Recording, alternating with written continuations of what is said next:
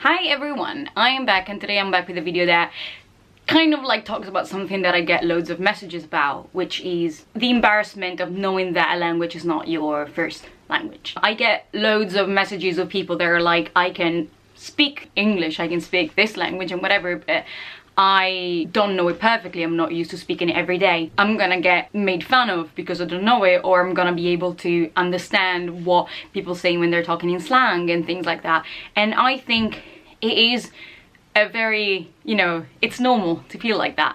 And sometimes I feel like that nowadays.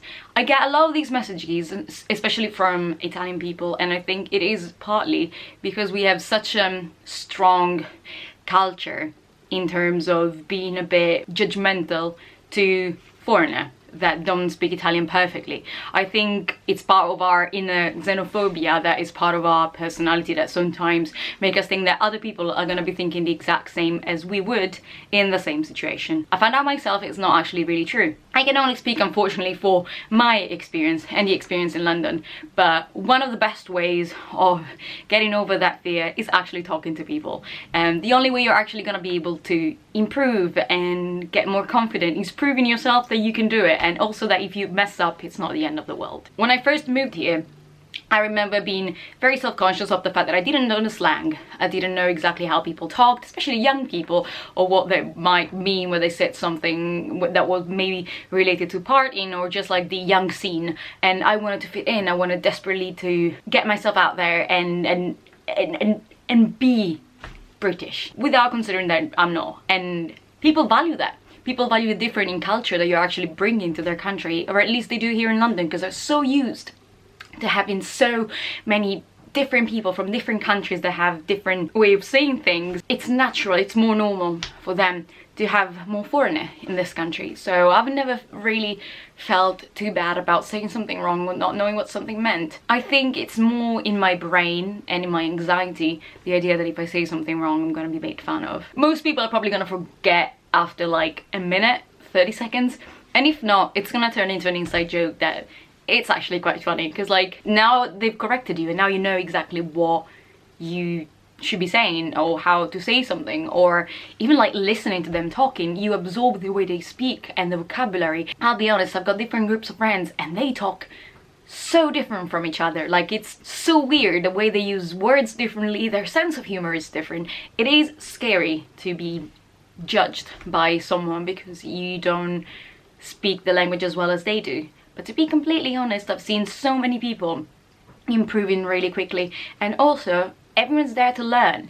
And to be fair, especially like British people, they are extremely impressed with the way that we can speak an entire language. They can't speak any language most of the time because they don't really study much. Most of the people that I've ever met, they always tell me how impressed they are with the way I can speak English, because like they can't really speak anything else because everyone adapts to them. English is a language everyone speaks worldwide to communicate, so they don't really need to learn another language. It's mainly just for, personal knowledge and the fact that you can go somewhere and understand what they're saying, which is quite fun. And I get really frustrated actually when I can't understand what someone's saying, because I'm like, I know so many languages, why can I not understand them?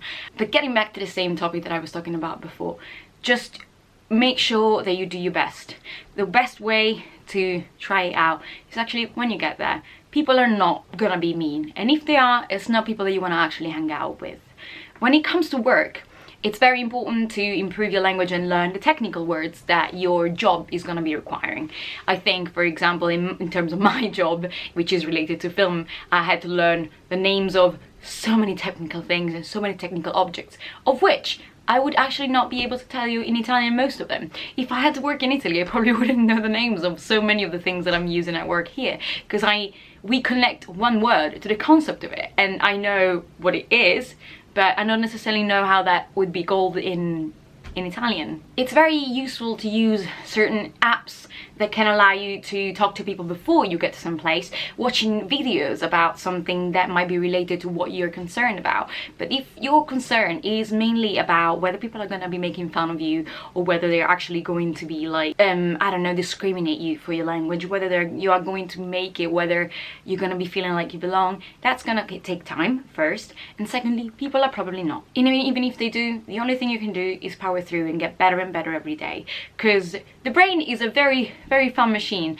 The brain learns, and very quickly. It's very easy to adapt to other people's accent. My accent is never gonna disappear completely. You can still hear it even when I'm like talking to the camera, or even when I'm talking to like British people, because I don't think before I speak. This is the way words come out of my throat, mouth and tongue and all of that. This is how my accent is. And I thought I would judge people for their accent. Well, I noticed being here that if someone has got a foreign accent, I stop hearing it after the first minute, because I'm so involved into understanding what they're saying and like talking to them that I'm actually more involved into that than thinking that they've got an accent. Also, there's so many ways to improve it, so many ways to practice it and try and imitate how someone speaks as well. I remember I used to do that when I first moved. Like, I would try and sound as much like them as I could, and I think that's how I got the accent I have now. Also, your accent says so much about your culture and where you come from and the way your personality works, because your country personality expresses through language as well. So I wouldn't worry as much about being like, you know, prejudiced and things like that. Especially in London and in the UK, and especially in big cities, to be fair, it's not that much of an issue. It's never been, and people are actually fascinated by your culture, your accent and things like that. And as long as they can understand you, I'm sure they're not gonna have a problem. It happens that you might end up talking to people that make fun of your accent or that correct you. If it's done with mean intention, and you can normally tell when that's the intention, they're people that you probably don't want to have anything to do with, because they're just shit people. It's not that you don't know a language, they're just shit people. And if they correct you and help you out instead, it might be a form of like helping you understanding how something works. So many of my friends sometimes just tell me that certain things I say I should be saying like that, or that I've got a certain way of speaking that they can tell it's me and it's something I only would say. Just, you know, at the end of the day, it's fine. Language is communication, it doesn't have to be perfect. Most of the people don't even know the grammar to their language, you know. It's fine. It is what it is. Thank you so much for watching. I'd like to thank BABBEL, the app for learning languages, for sponsoring this video that allowed me to be able to make it and keep making videos. BABBEL is a language app, and it focuses on getting you to speak the language with real life vocabulary as quickly as possible. The lessons are normally around 15 minutes each, and that fits really well if you've got a busy schedule and you don't have much time during the day. And it focuses on real things that you're actually going to be dealing with on a day-to-day basis. They've got a wide range of lessons and topics, and you can focus at the same time on grammar, listening, talking, speaking, vocabulary, whatever you prefer. And the good thing is that it's all in one app. For example, my favorite part of the app is the fact that you can actually like learning how to speak. It teaches you how to talk. This app actually teaches you how to speak, which I think is one of the weak points of many online courses for learning languages, and also in school, because it's so difficult to get to talking like real life situations. This happens thanks to a fantastic team of experts behind the product. They've got more than 150 linguistic experts in the team. I am genuinely so impressed with how quickly it was to understand the app and how useful it was, and the way it's actually shaped to teach your language quickly and efficiently. BABBEL is available for iOS, for Android, and even for desktop, so you can even use it on your computer if you're not on your phone. And you can choose between 13 languages. Imagine being able to speak a language quickly. I hope this video was useful. If you have any more questions about getting over the fear of being judged for it not being your first language, please let me know in the comments below. I'd love to like try and give a hand, and let me know if you've got any queries, any experience, or anything you'd like to tell me. It'd be really nice. So I guess I will see you in my next video, and thank you so much for sticking around. But yeah.